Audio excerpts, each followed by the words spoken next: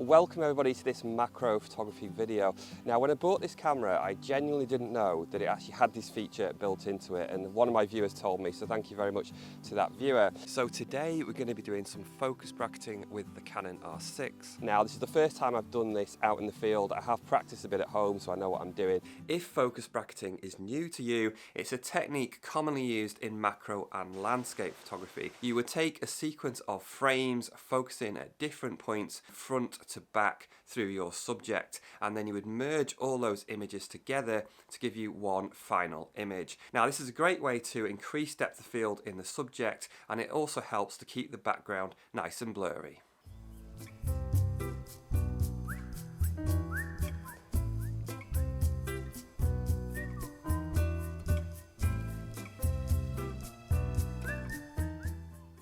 The bluebells here are just absolutely gorgeous, which is why you'll probably be surprised when I tell you that I'm actually not going to photograph them. Well, not yet anyway. My eye's been drawn to something else, which I've always really liked, which is the fresh ferns. And when those leaves start to unfold, so come down here and have a look.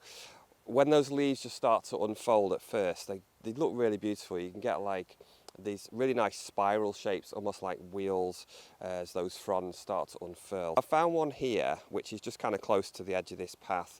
We're going to get down low here. I'm going to check it out first handheld.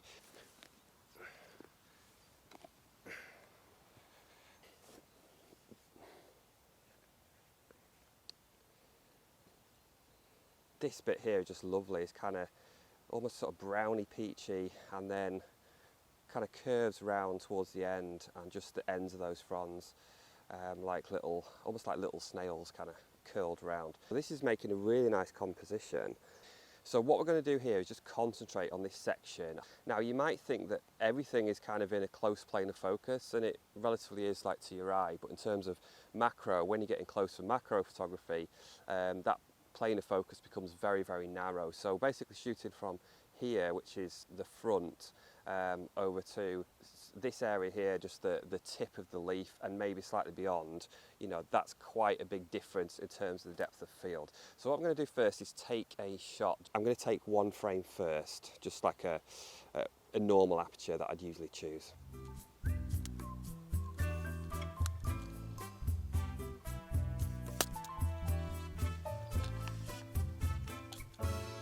Just getting the tripod.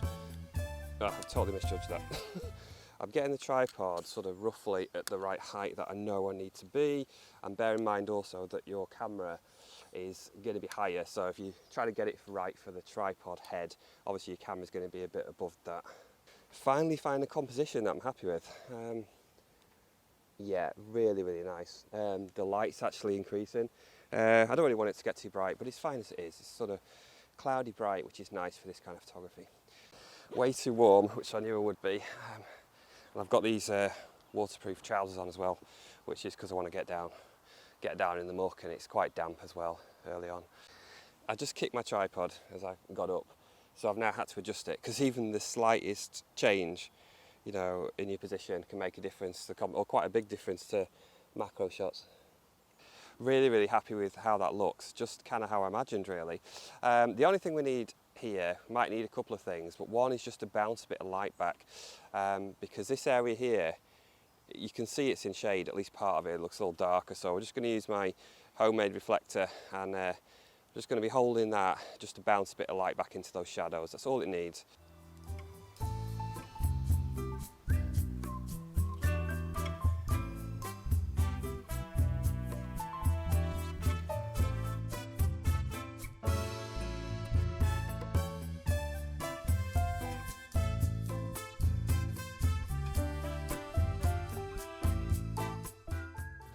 I've got knee pads, but I'll just not put them on, just lazy like that. So I've took a shot there. It is f6.3, 100th of a second, f6.3 at ISO 400. So I've gone with f6.3. That's kind of maybe like a standard aperture that I might use for this kind of shot, where I'm trying to get enough depth of field in the subject, but also I want to try and blur the background. Now if you look, you'll be able to see here, if I zoom in, so where I focused here was basically pretty much around the middle, and if you see here the area that's in closest focus, that really nice curves kind of slightly brownish yellowy colour. You can see there that is not in sharp focus for sure.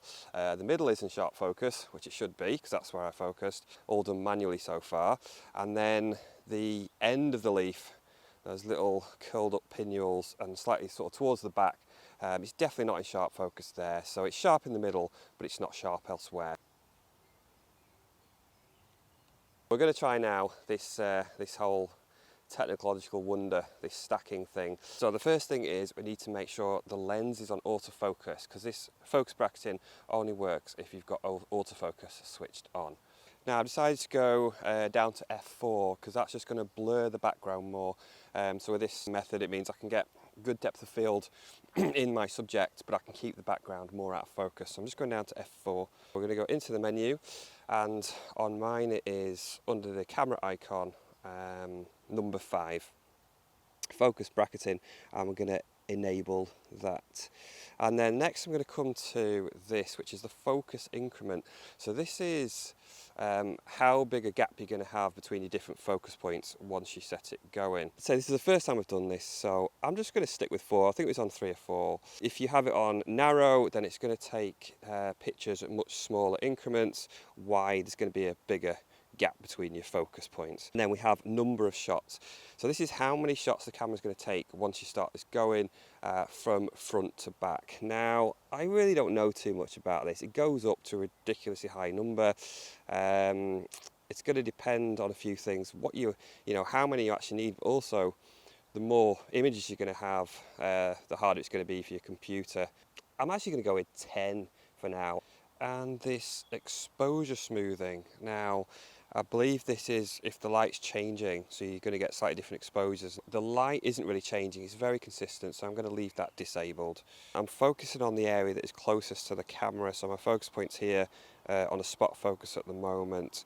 That is the closest spot that I want in sharp focus, and then the camera will start from there and it'll take the pictures going further back until it gets to 10 shots. Okay, we do have another problem now in that it's moving too much because the wind's got up, so I need to stop it moving. Telling it to stop isn't going to work.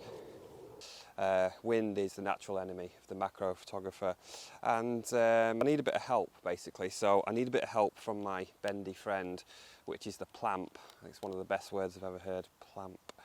And this is just basically just to stop the movement of this plant. So I'm actually going to attach this to the tripod, and then this end here, crocodile clips, just clip that on to the stem of this fern. Now, I don't want to damage stuff, you know, as much as possible, want to reduce that, so I've actually put sponge, I've cut out some kitchen sponge and put it on the end in the hope that it just doesn't damage things as much. Now, I know in the past someone said if you put this onto the tripod, then you can potentially get vibration from the tripod to whatever you're photographing, because this is connected, and that makes a lot of sense to me. But if you shoot an electronic shutter, it shouldn't make any difference because there shouldn't be any vibration. Okay, so get the reflector in place, everything's ready, fire, and you'll see the camera taking all those shots at different focus points.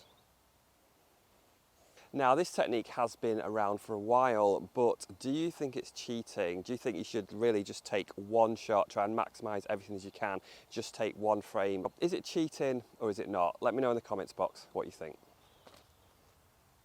Now, that seemed to work really, really well, and I can clearly see I've got more depth of field. But when I actually look a little bit closer, I can see that I haven't got the depth of field to quite the extent that I wanted. As the focus sort of extends towards the end, towards that tip, I can see it dropping off. So that area that I really want to have in sharp focus as well isn't quite there. So what I'm going to do simply is just to take more pictures. That's all I need to do. A few more pictures going further back is going to give me that crisp focus at the tip. So I'm just going to choose 15 frames. I'm going to take my next stack with 15 shots.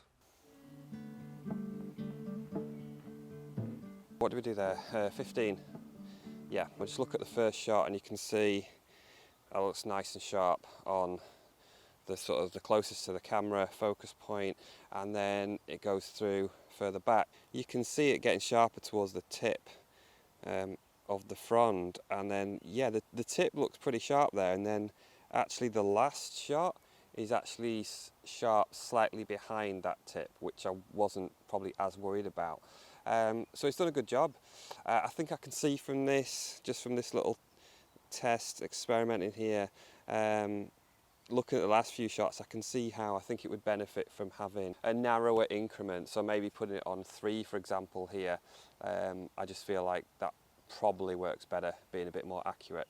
So I've now got all my individual images there in the camera, but there's one more step I need to do, which I need to do on computer, which is to merge all those images together to give one final stacked image. Obviously this was done after the shoot today when I got home. Now I'm not going to go into this too deeply, there's some really good tutorials on YouTube. But basically what I do with the raw files in Lightroom is select all the images and then go to open them as layers in Photoshop. They'll all open up in Photoshop, and then I go to align layers. This is just in case there's any slight difference with the individual frames to make sure that they're all aligned together. And then I go to blend, and then I stack the images together. And then what you can do at the end is, what I tend to do is just flatten the image and then save it out as you want, whether it's a TIFF file or a JPEG. So we finally end up with one stacked image, one single photo. You're now looking at the final stacked image.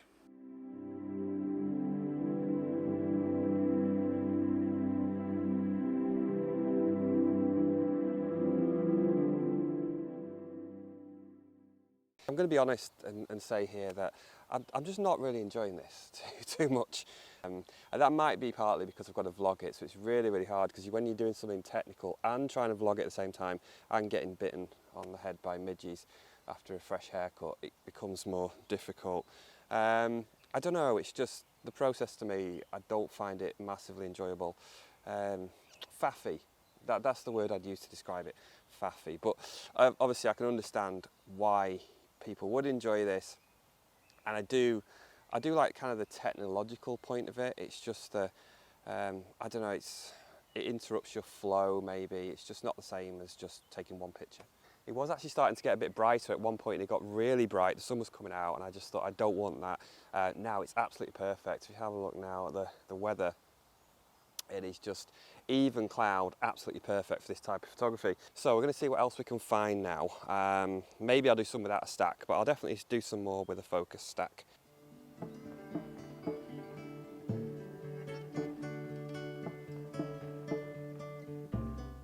These bluebells are absolutely gorgeous, but I've been looking around and I just can't really find anything that I think works. I just don't feel that inspired by the bluebells, and that's just sometimes how it is.